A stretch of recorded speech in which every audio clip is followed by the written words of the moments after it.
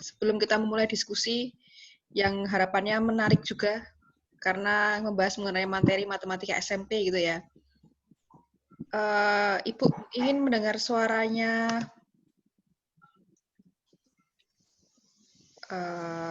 siapa? Agnesia Nina Utami, bisa mendengar suara Ibu?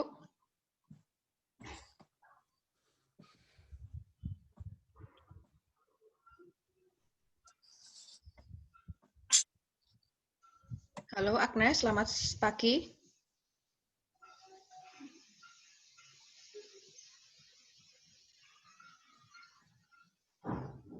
Sepertinya Nina bermasalah gitu ya.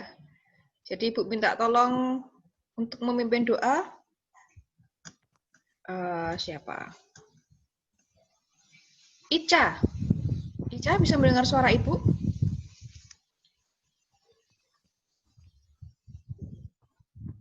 Bisa, Bu. Nah, Ibu minta tolong untuk memimpin doa ya Ica ya. Baik, Bu. Baik, Ibu dan teman-teman, mari kita menyiapkan hati dan batin untuk berdoa. Saya akan memimpin secara Katolik, yang lain dapat menyesuaikan. Dalam nama Bapa dan Putra dan Roh Kudus. Amin. Allah Bapa dalam kerajaan surga, puji dan syukur kami anak-anakmu panjatkan kehadiratmu, karena atas bimbingan serta perlindunganmu yang Engkau senantiasa berikan kepada kami, hingga pada hari ini. Tuhan, sebentar lagi kami akan memulai perkuliahan kami. Utuslah Roh Kudus-Mu atas kami agar semuanya dapat berjalan dengan lancar. Nama-Mu yang kudus kami puji kini dan sepanjang masa. Amin. Dalam nama Bapa dan Putra dan Roh Kudus. Amin. Oke, terima kasih Ica. Sama-sama, Bu. Ya, jadi sesuai dengan agenda perkuliahan, hari ini kita akan memulai diskusi untuk topik yang pertama, yaitu mengenai materi segi 4, gitu ya. Ibu harapkan semua sudah mempelajari, baik yang ada di makalah PDF, ataupun yang ada di video. Ini Ibu mencoba untuk share screen PPT. Apakah sudah muncul? Belum, Bu. Belum, Bu.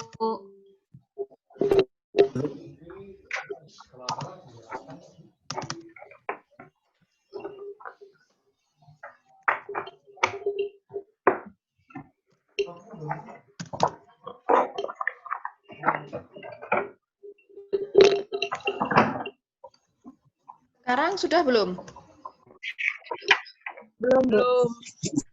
Belum. Sudah, baru. Saya, Bu.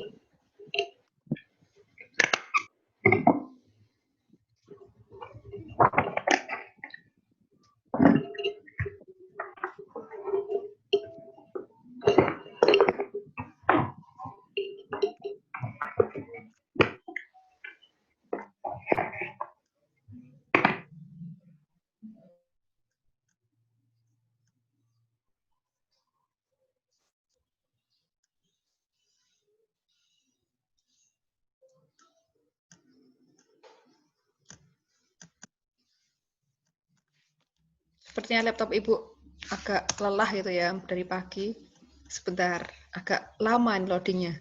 Biasanya tidak lama.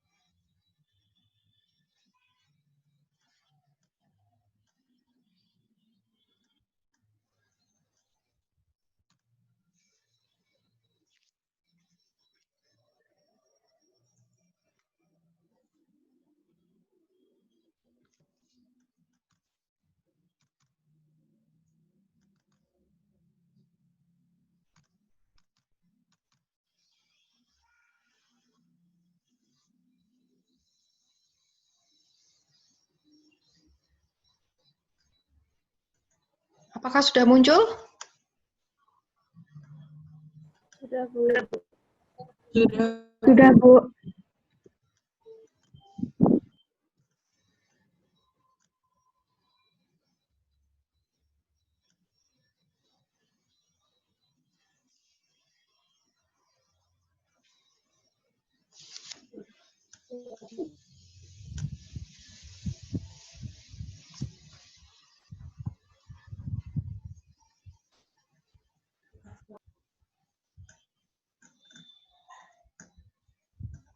Oke, sudah muncul ya?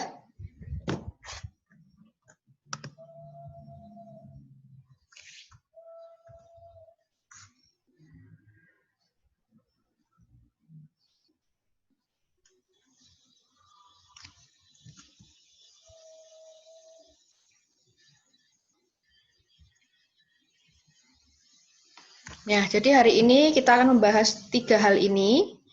Bisa kalian lihat pada layar.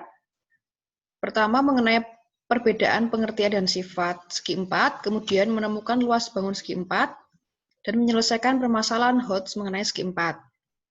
Nah, nanti kita akan lebih banyak diskusi dan tanya jawab. Jadi nanti bagi yang belum berkontribusi, itu nanti bisa mengerjakan latihan-latihan yang Ibu berikan melalui video, baik itu bisa memilih, baik nanti menemukan luas bangun segi 4, ataupun memilih untuk menyelesaikan permasalahan HOTS mengenai segi 4.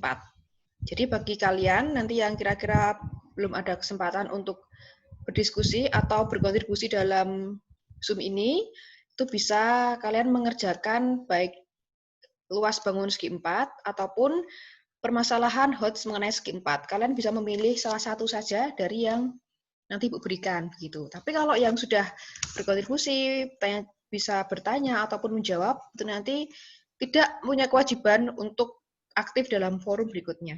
Gitu ya. Oke. 3 hal ini akan kita bahas melalui Zoom.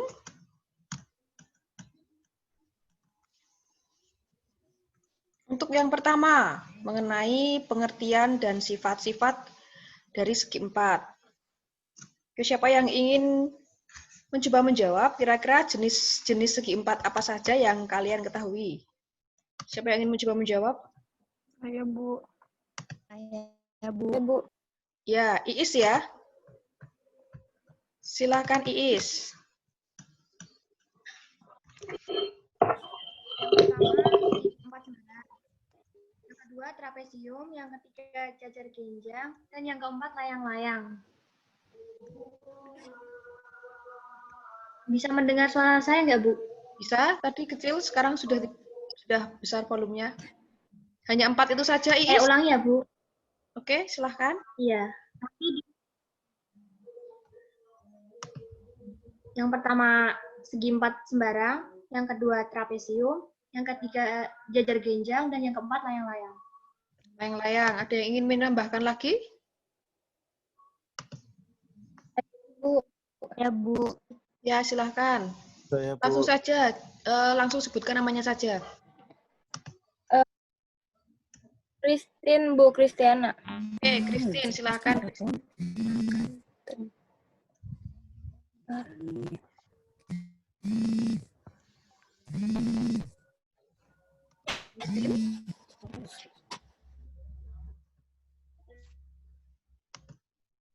Mungkin suaranya tidak terdengar. Yang pertama layang-layang, yang kedua trapesium, yang ketiga jajar genjang, yang keempat belah ketupat, yang kelima persegi panjang, dan yang terakhir persegi, Bu. Oke, terima kasih Christine.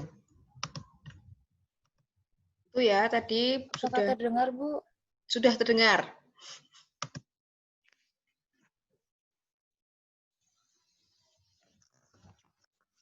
Oke, untuk selanjutnya. Ini sudah terjawab oleh Iis tadi, klasifikasikan jenis-jenis segi 4 yang sudah kalian temukan. Tadi Christine sudah menyebutkan beberapa segi 4, kemudian Yang kedua, klasifikasi jenis-jenis segi empat tadi sudah dijawab oleh Iis ya. Jadi jawaban Iis itu untuk klasifikasi jenis-jenis segi empat. Ada apa saja tadi?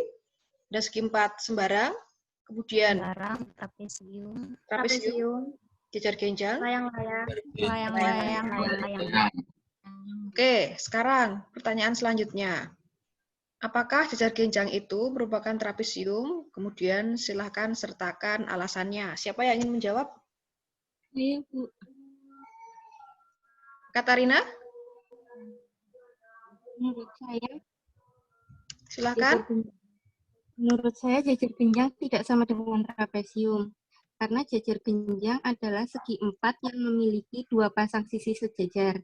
Sedangkan trapesium adalah segi empat yang memiliki tepat sepasang sisi sejajar. Oke, jadi jawabannya bukan ya. Karena kalau jajar genjang itu sisi sejajarnya ada 2. Sedangkan trapesium itu memiliki tepat sepasang sisi yang sejajar. Jadi kalau jajar genjang itu 2 pasang, kalau trapesium sepasang. Oke. Kemudian selanjutnya, apakah persegi panjang merupakan trapesium dan mengapa? Siapa yang menjawab? Nah, Saya mau coba jawab. Siapa? Saya, Bu. Mau coba jawab, Bu. Jangan saya, langsung aja sebutkan namanya gitu ya. Siapa yang ingin menjawab? Saya Bu Fonsa. Fonsa, oke Fonsa silahkan. Menurut saya persegi panjang bukan merupakan trapesium, Bu. Karena persegi panjang hanya memiliki dua pasang sisi yang sejajar, sedangkan trapesium tepat satu pasang sisi yang sejajar. Harusnya persegi panjang itu masuk di bagian mana? Seharusnya persegi panjang masuk bagian jajar genjang, Bu. Jajar genjang. Oke, sudah jelas ya. Terima kasih. Fonsa jawabannya. Kemudian, pertanyaan selanjutnya. Apakah persegi merupakan persegi panjang? Siapa yang ingin mencoba menjawab? Saya, Bu, Grace. Grace, oke. Bagaimana Grace? Menurut saya persegi bukan persegi panjang karena persegi itu memiliki 4 sisi yang sama panjang. Kalau persegi panjang hanya 2 sisi yang sama panjang. Jawaban dari Grace bukan. Mungkin ada yang ingin menambahkan atau punya pendapat yang lain? Saya, Bu. Vina mau coba jawab, Bu. Ya, silakan Vina.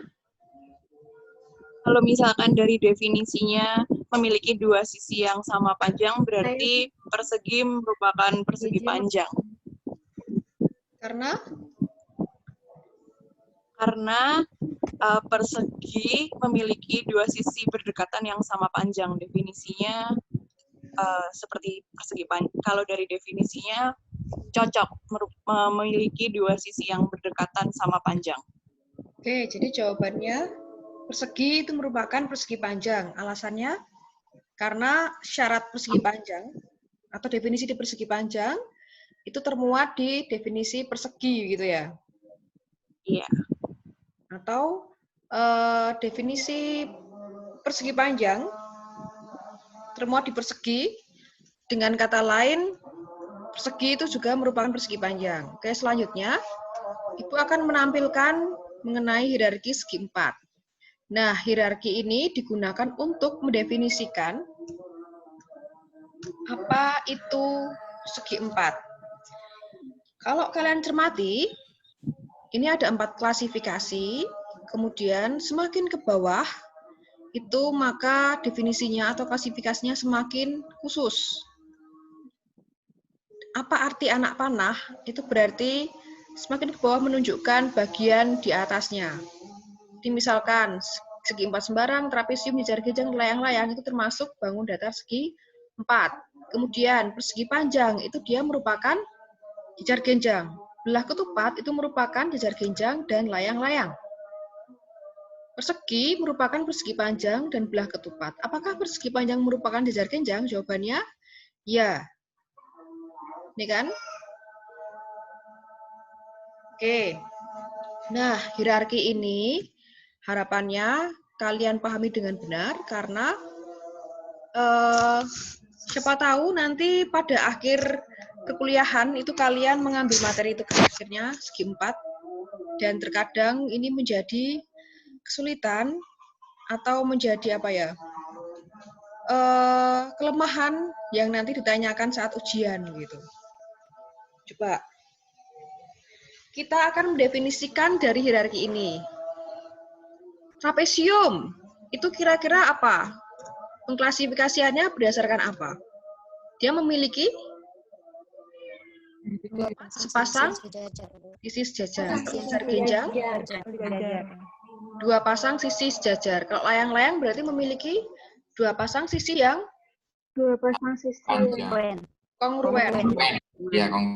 Ya, jadi dua pasang sisi yang berdekatan itu kongruen. Nah, Ibu ingin memberikan contoh definisi persegi panjang dengan memanfaatkan hierarki yang ada. Kalau semakin ke bawah itu berarti memuat definisi di atasnya. Tadi sudah Ibu jelaskan bahwa jajar genjang itu merupakan persegi panjang, jajar genjang merupakan segi 4 yang memiliki dua pasang sisi sejajar. Nah, bagian dari jajar genjang itu ada persegi panjang. Definisi persegi panjang apa? Kalau diturunkan dari jajar genjang berarti apa? Persegi panjang merupakan jajar genjang yang memiliki salah satu sudutnya salah satu sudutnya 90 derajat. Jadi yang definisi itu cukup menyebutkan syarat cukupnya saja. satu ya. Kalau ada akibat atau nanti selanjutnya disebut sebagai syarat perlu itu masuknya ke sifat-sifat dari segi 4. Jadi sekali lagi dari jajar genjang dapat diturunkan definisi persegi panjang yaitu jajar genjang yang memiliki salah satu sudutnya 90 derajat. Atau jajar genjangnya itu boleh kalian definisikan sendiri. Persegi panjang merupakan segi 4 yang memiliki dua pasang sisi sejajar dan salah satu sudutnya siku-siku. Nah, itu definisi persegi panjang yang diturunkan dari jajar genjang. Jadi cukup salah satu sudutnya siku-siku, itu syarat cukupnya. Nanti akibatnya apa? Akibat itu nanti menjadi sifat-sifat, yaitu apa? Keempat sudut persegi panjang 90 derajat. Itu akibatnya. Gitu ya. Coba sekarang, siapa ingin mendefinisikan belah ketupat yang diturunkan dari jajar genjang? Siapa ingin mencoba?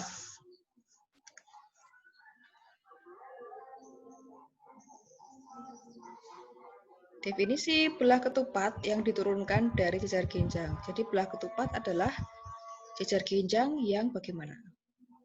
Saya Bu, Kalista Bu. Kalista. Oke, silahkan Kalista. Jadi belah ketupat adalah jajar genjang dengan 4 sisi yang kongruen atau jajar genjang yang memiliki 4 sisi yang sama panjang. Oke. Terima kasih Kalista. Ada lagi jawaban yang lain?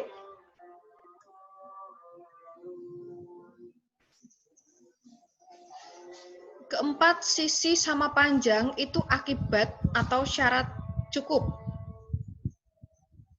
Yang mana?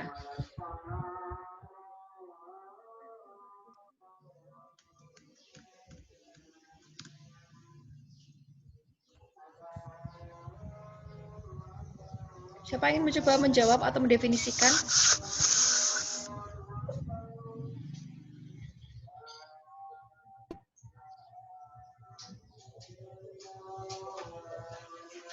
Saya mau mencoba menjawab, Bu.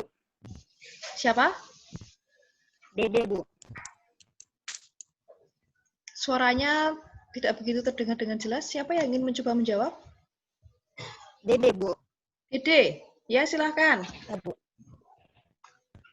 Berdasarkan turunan dari jajar genjang, belah ketupat adalah jajar genjang atau segi 4 yang memiliki dua pasang sisi yang sama panjang.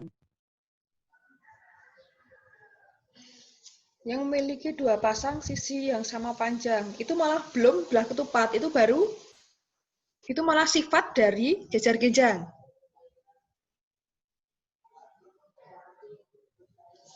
Belum terdefinisi. Kalau Ibu ulangi lagi ya, kalau persegi panjang, tadi kan jajar genjang, ditambahkan syarat cukupnya apa? Jajar genjang yang memiliki salah satu sudut siku-siku. Sehingga terbentuklah definisi persegi panjang. Akibatnya, keempat sudut persegi panjang itu 90 derajat.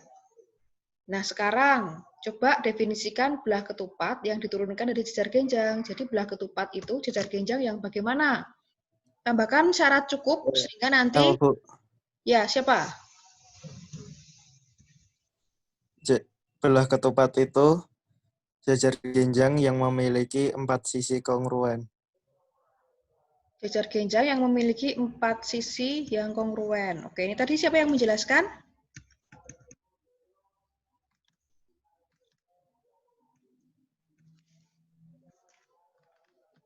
Jadi siapa yang menjawab ya? L. L. Oke, L.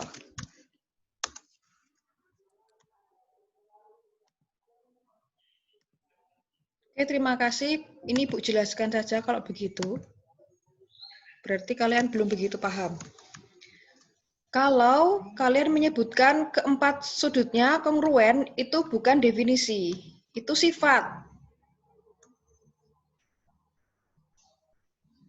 Coba kalian gambar belah ketupat atau sebelumnya kalian gambar jajar genjang. Tadi jajar genjang itu apa? Segi 4 yang memiliki dua pasang sisi sejajar. Dua pasang sisi sejajar. Oke.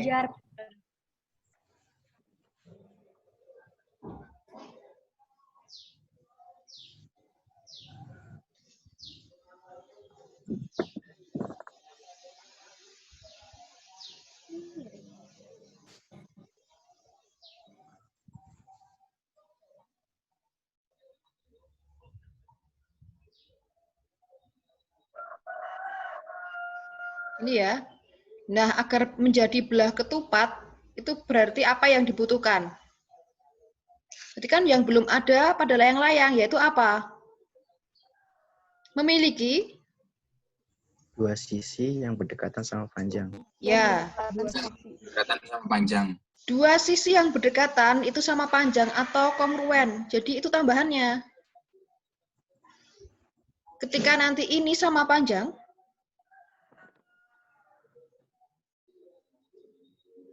nanti kan akibatnya ini juga sama dengan ini. Kenapa? Karena ini sejajar kan. Kalau sejajar, kalau ini dan ini sama, berarti nanti ini dan ini juga sama. Akibatnya ini juga akan sama. Jadi apa? Memiliki keempat sisi sama panjang itu merupakan sifat atau akibat, bukan definisi. Gitu. Dengan demikian, siapa yang ingin mencoba menjelaskan definisi belah ketupat yang diturunkan dari layang-layang? Berarti ambil syarat khusus sehingga mendefinisikan belah ketupat. Layang-layang yang bagaimana yang belum ada? Silahkan. Siapa ingin mencoba?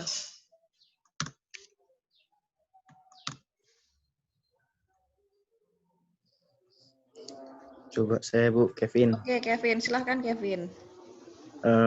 Menurut saya belah ketupat adalah jajar genjang yang memiliki dua sisi berdekatan yang sama panjang. Itu tadi dari jajar genjang. Kalau dari layang-layang? Oh, dari layang-layang. Ya. Berarti belah ketupat adalah layang-layang yang memiliki dua sisi, dua pasang sisi yang sejajar. Oke, benar Kevin. Jadi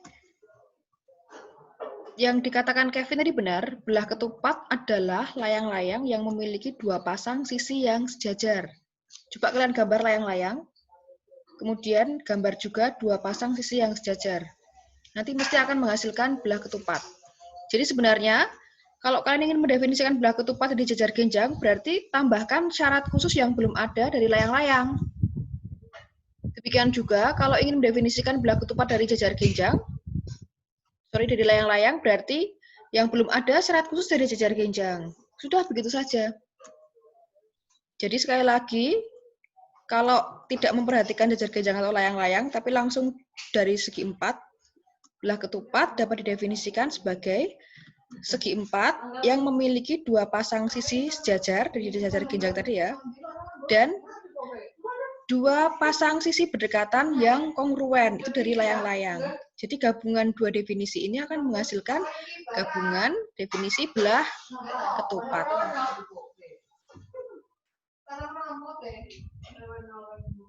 Begitu. Nah, akibatnya apa? Akibat yang timbul, maka setiap sisinya atau belah ketupat memiliki 4 sisi yang kongruen. Itu merupakan sifat. Begitu. Apakah ada pertanyaan atau ada yang bingung?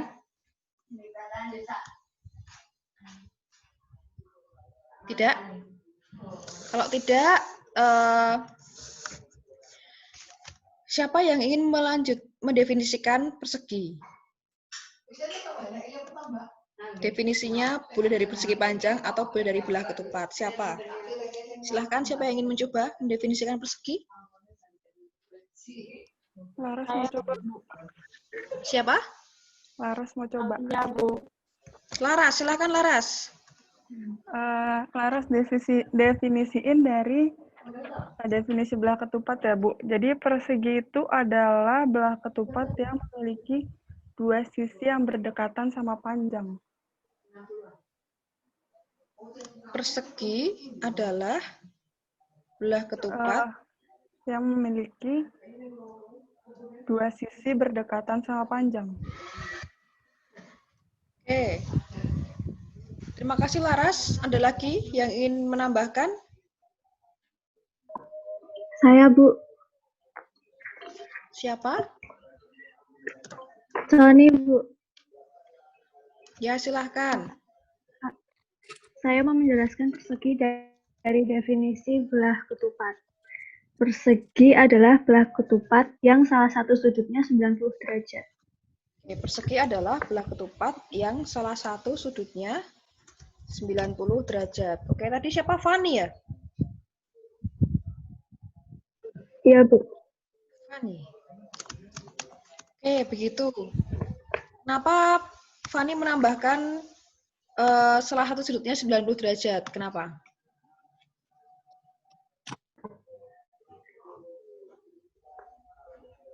Belah ketupat belum tentu 90 derajat. Oke, jadi sudutnya. Belah ketupat belum tentu 90 derajat. Maka ambillah sifat yang belum ada atau ambillah syarat dari persegi panjang yang belum ada di belah ketupat sehingga nanti mendefinisikan persegi. Tadi kan persegi panjang dari jajar genjang itu merupakan apa? Jajar genjang yang salah satu sudutnya 90 derajat, gitu ya. Kemudian berarti kan ada tambahannya salah satu sudutnya 90 derajat. Nah, itu bisa diambil untuk melengkapi atau mendefinisikan persegi yang diambil dari belah ketupat. Belah ketupat itu kan keempat sisinya, apa tadi, belah ketupat itu jajar genjang yang memiliki 2 pasang sisi berdekatan kongruen. Oke, jadi yang belum ada agar menjadi persegi, maka tambahkan salah satu sudutnya 90 derajat. Begitu. Itu dari belah ketupat. Sekarang kalau persegi didefinisikan dari persegi panjang.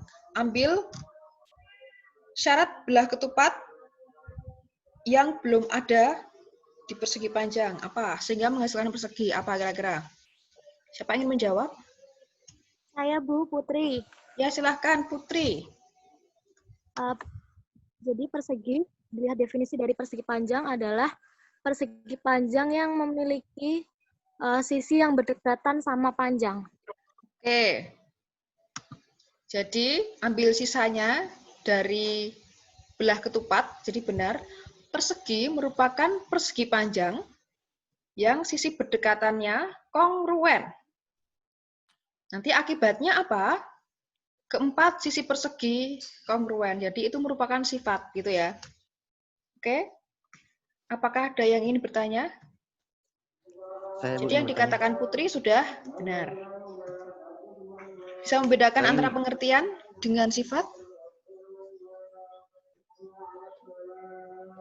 Sudah atau belum?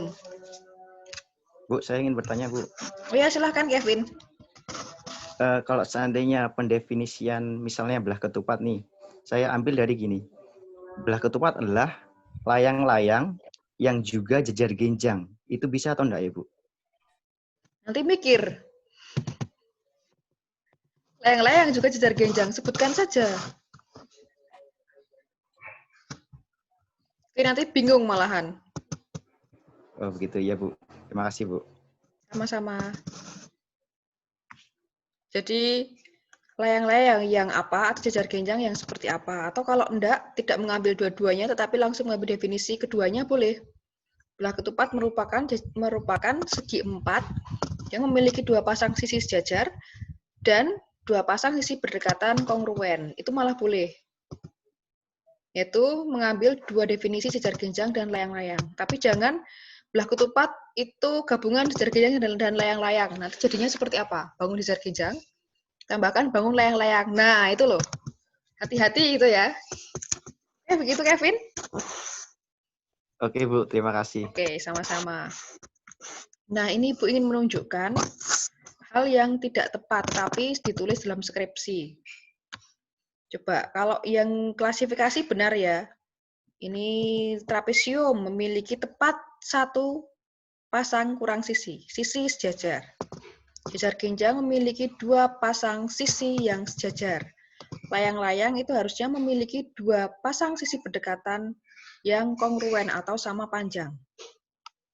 Kemudian dari sini, ini untuk definisi, tetapi coba kalian perhatikan anak panahnya. Layang-layang ke persegi panjang, apakah memiliki 4 sudut siku-siku? Itu sebagai definisi? Bukan ya, ini sifat. Maka ini Ibu coret, ini bukan definisi.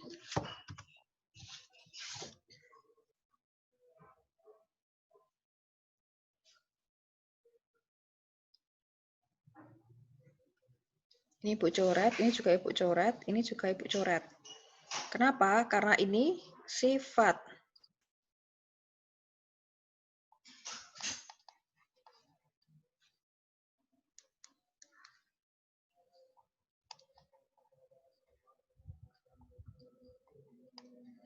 Ini juga sifat.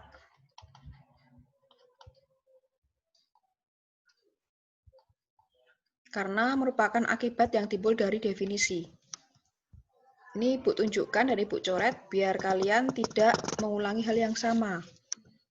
Persegi panjang itu kan jejar genjang yang memiliki salah satu sudutnya siku-siku. Jadi ini yang benar salah satu sudut siku-siku. Demikian juga dengan belah ketupat. Ini akibat atau sifat. Belah ketupat kalau diturunkan dari layang-layang merupakan layang-layang yang memiliki dua pasang sisi sejajar. Atau jika dari jejar genjang, belah ketupat merupakan jejar genjang yang sisi berdekatan kongruen. Gitu. Kemudian ingin mendefinisikan persegi dari persegi panjang, berarti persegi adalah persegi panjang yang apa? Sisi berdekatannya kongruen. Sedangkan dari belah ketupat berarti persegi merupakan belah ketupat yang salah satu sudutnya siku-siku. Jadi ini cukup salah satu saja. Oke? Dan yang Ibu coret ini merupakan akibat atau sifat-sifat yang timbul dari definisi. Begitu ya? Sudah jelas? Atau apakah sebelum Ibu melanjutkan ada yang ingin bertanya?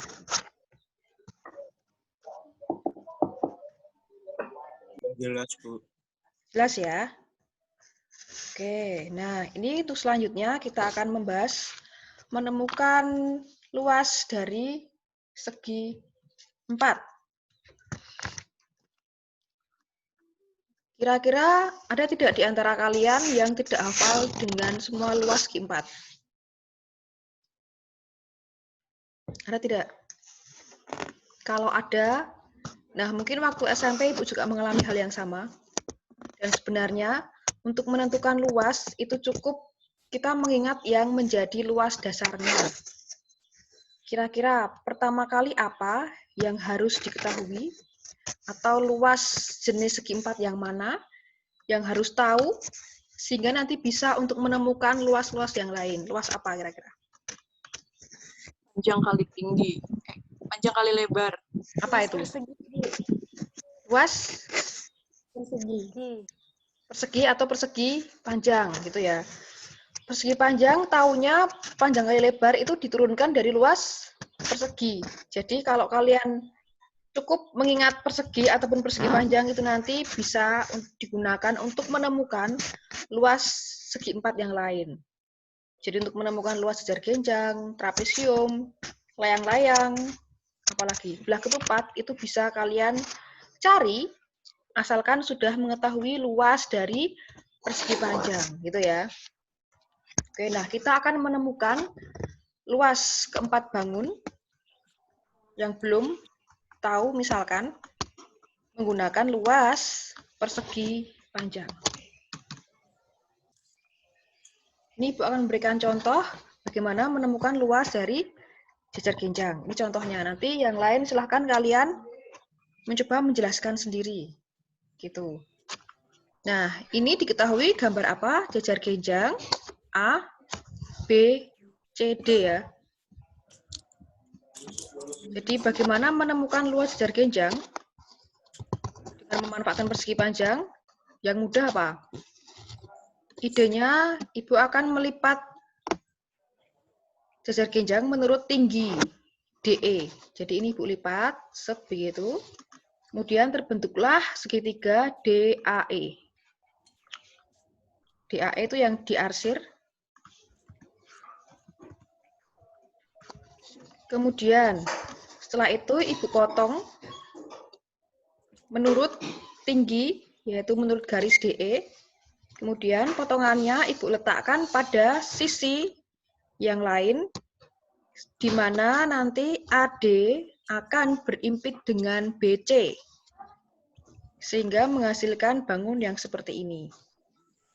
Bangun yang seperti ini itu kalian kenal sebagai bangun persegi panjang. Dengan apa?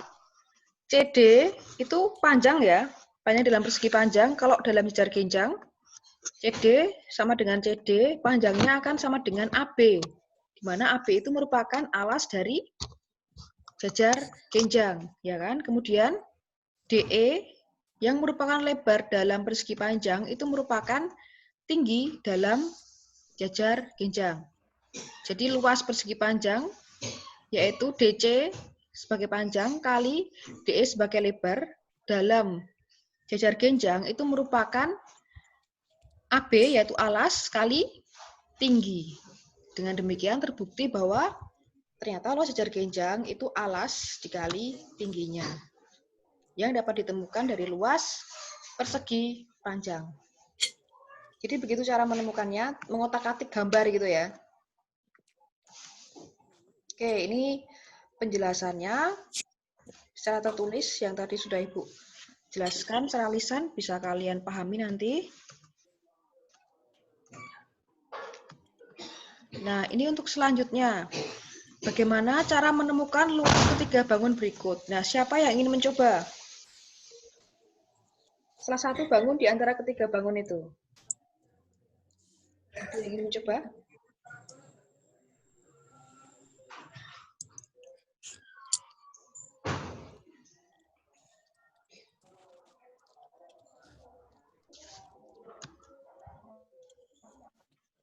Kalian otak-atik, boleh kalian potong, kemudian kalian lipat dan sebagainya, sehingga nanti menghasilkan bangun persegi ataupun persegi panjang.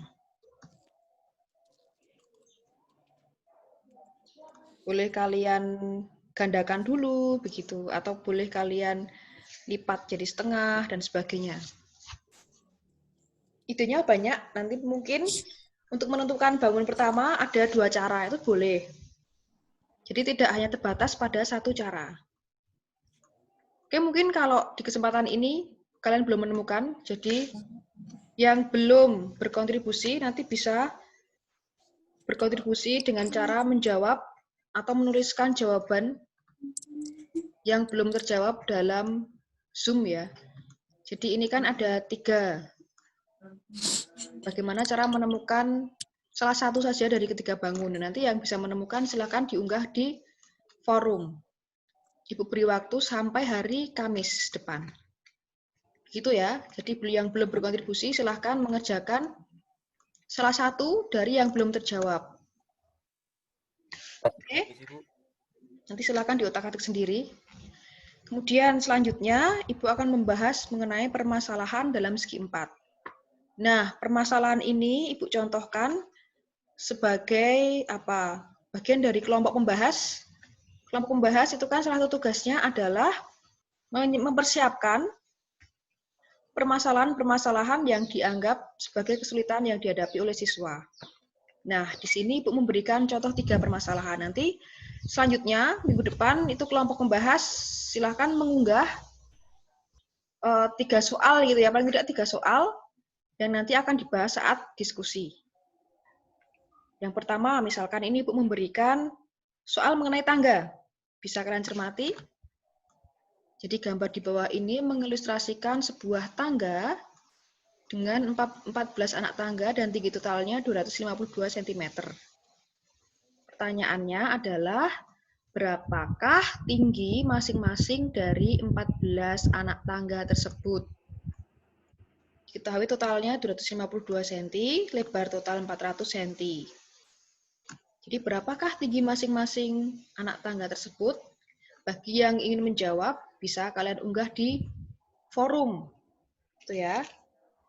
Atau soal yang kedua, mengenai tukang kayu. Seorang tukang kayu mempunyai kayu sepanjang 32 meter. Kemudian ia ingin membuat pagar sekeliling kebun. Jadi dianggap pagarnya itu terbuat dari kayu yang horizontal, jadi bukan vertikal. Kalau vertikal kita tidak bisa mengontrol karena variabelnya banyak. Tapi anggap saja 32 kayu itu nanti dibuat pagarnya tidur atau posisinya horizontal. Nah, tukang kayu itu sudah membuat beberapa rancangan bentuk pagar. Ada A, B, C, dan D. Pertanyaannya adalah, silahkan melingkari untuk ya ataupun tidak jika rancangan itu dapat dibuat dengan kayu yang tersedia. Jadi rancangan A bisa dibuat atau tidak, silahkan dilingkari jawabannya. Yang B juga seperti itu, C juga, yang D juga demikian. Itu untuk soal yang kedua. Atau bagi yang ingin berkontribusi menjawab yang ketiga juga boleh. Ini biasanya menjadi miskonsepsi bagi siswa SMP. Diketahui bangun jajar genjang seperti pada gambar, yaitu ada jajar genjang A, B, C, D. Nah, yang biasa dipahami itu alasnya CD, maka tingginya ya ini. Pertanyaannya, apakah AD bisa juga merupakan alas jajar genjang? Bisa tidak kira-kira? Bisa, Bu. Enggak, Ding. Bisa tidak? Bisa ya? Bisa. Bisa. Bisa dibuat tingginya.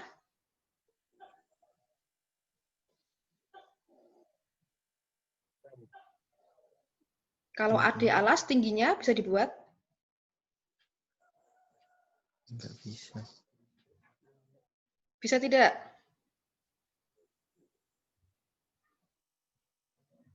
Bisa dibuat tinggi? Tinggi itu apa toh?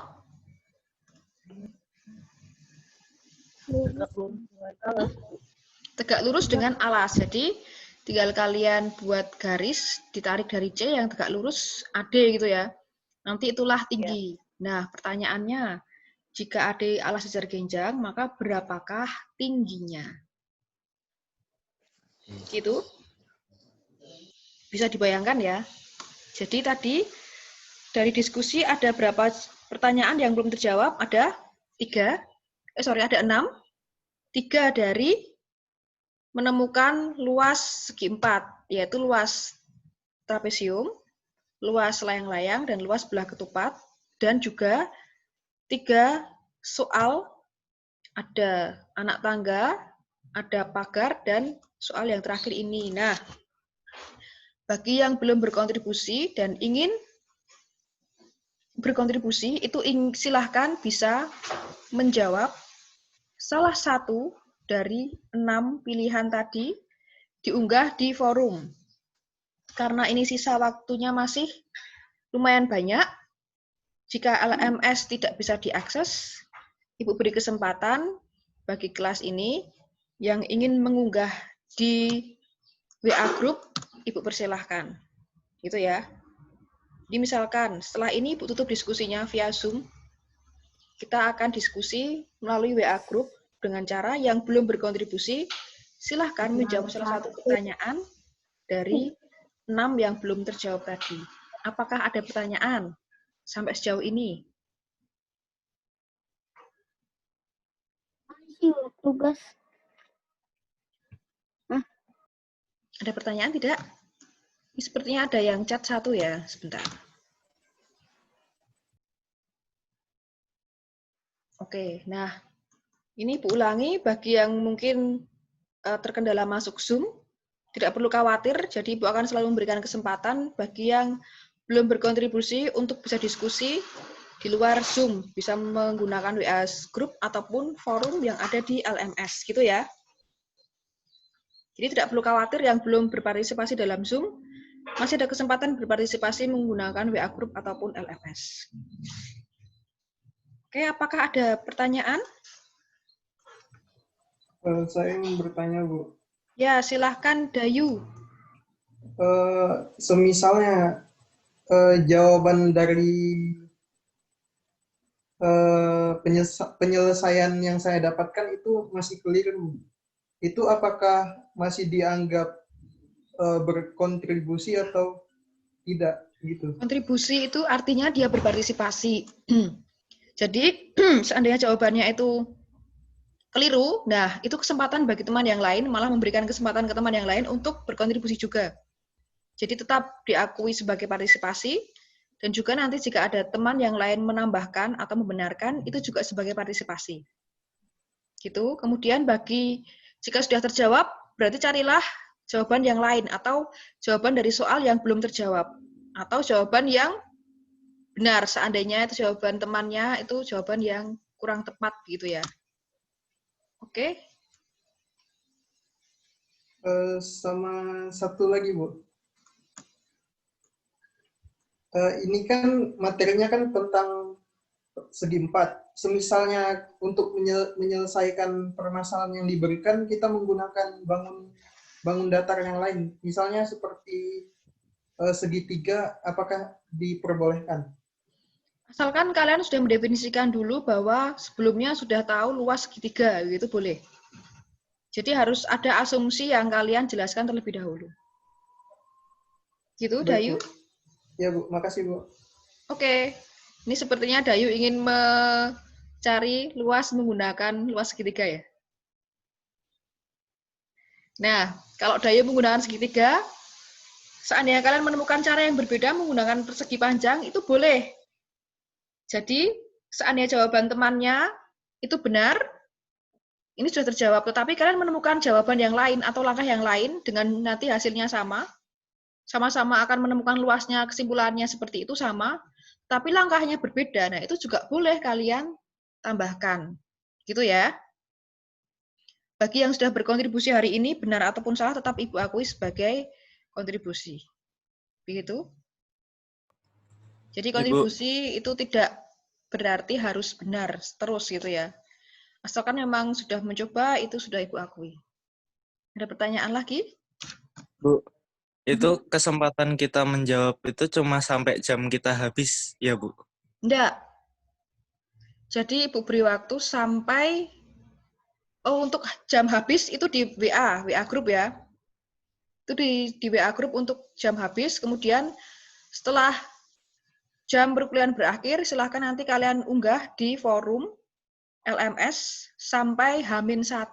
Jadi sampai hari Kamis. Begitu? Baik, Bu. Terima kasih. Ya, sama-sama. Apakah ada pertanyaan lagi?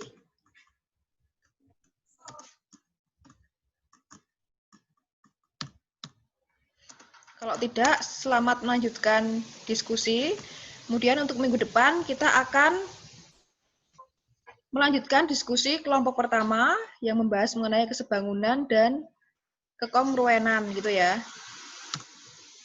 Oke, kelompok pertama silakan mempersiapkan diri. Kemudian kelompok pembahas itu juga silakan mempersiapkan permasalahannya, 3 permasalahan diunggah dalam LMS. Ibu harapkan saat jam itu tinggal diskusi. Kalau tadi kan Ibu memberikan waktu kalian untuk diskusi dulu ya, atau setelah ini ada diskusi. Tapi untuk minggu depan kita langsung berdiskusi. Jadi silahkan memahami materi dari presenter ataupun membahas di luar jam atau sebelum jam perkuliahan, gitu ya. Oke, semangat. Silahkan bagi yang ingin melanjutkan mengerjakan dan segera mengunggah di forum WA. Sepertinya kalian masih bersemangat sekali. Itu ya. Selamat siang semuanya, selamat melanjutkan. Ingat, forum WA hanya sampai pada jam perkuliahan berakhir. Karena Ibu tidak ingin mengganggu perkuliahan yang lain. Begitu? Baik, Bu. Baik, Semangat Terima kasih, mengganggu Bu. misi. Selamat siang semuanya. Terima kasih. Selamat siang, Bu. Selamat siang, Terima Bu. kasih. Terima kasih, Bu. Iya, sama-sama.